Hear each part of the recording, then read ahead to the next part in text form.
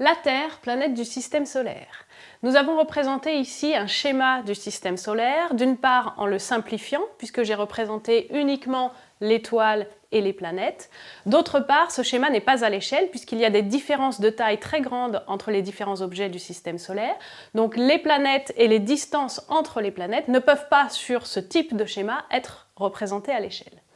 Donc le système solaire, il est composé avant tout d'une étoile, le Soleil, parmi les 200 milliards d'étoiles qui se trouvent au sein de notre galaxie qui s'appelle la Voie lactée. Ce Soleil est très gros par rapport aux planètes du système solaire, son rayon est noté ici, il est de 700 000 km. Ensuite, nous avons représenté 4 planètes qui sont les petites planètes du système solaire.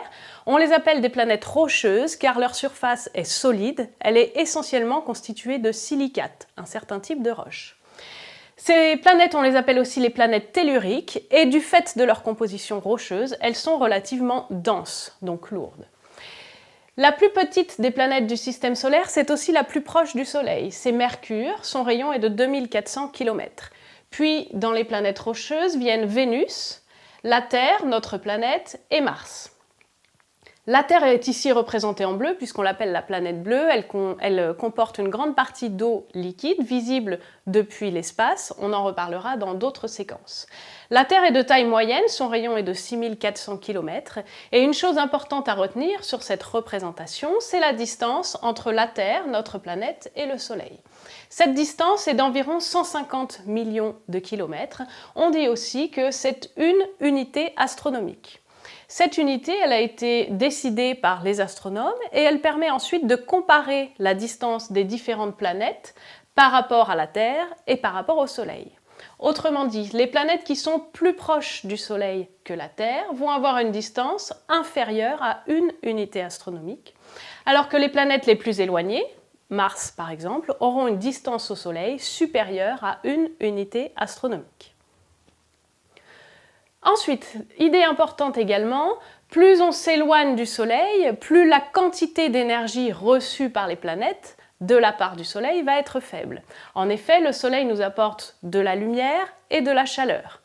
Plus on s'éloigne du Soleil, plus la chaleur reçue sera donc faible.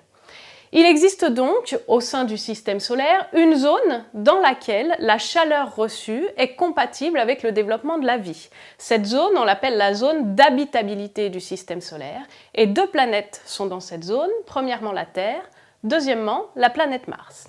C'est donc une petite zone au sein de ce système solaire dans laquelle la température est une température moyenne proche de celle de notre planète et qui permet aux êtres vivants de se développer. Ensuite, si on s'éloigne encore du système solaire, on tombe sur le groupe des 4 planètes qu'on appelle géantes. Elles sont beaucoup plus grosses que les 4 planètes telluriques. La plus grosse planète du système solaire, c'est Jupiter, et son rayon est noté ici. Elle fait plus de 70 000 km de rayon.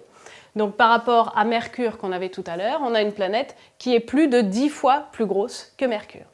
Ces 4 planètes géantes, ce sont des planètes entièrement constituées de gaz. Donc on les appelle des planètes gazeuses et de ce fait, elles sont beaucoup moins denses que les planètes telluriques. Il y a donc Jupiter, puis si on s'éloigne du Soleil, Saturne, Uranus et Neptune. Et évidemment, sur ces planètes, puisqu'on est très loin du Soleil, la température est très basse. On n'est jamais au-dessus de moins 150 degrés Celsius. Enfin, tout au bout du système solaire se trouve Pluton. Alors le cas de Pluton a été particulièrement discuté. Pluton avait été exclu du groupe des planètes, donc pendant longtemps on a dit que le système solaire comptait 8 planètes. Récemment, Pluton, qui avait été déclassée et mise dans le groupe des planètes naines, est revenue dans les planètes puisqu'elle est constituée de corps rocheux, qu'elle a un orbite régulier autour du Soleil, et donc on l'a reclassée, mais elle n'est ni une planète tellurique, ni une planète gazeuse.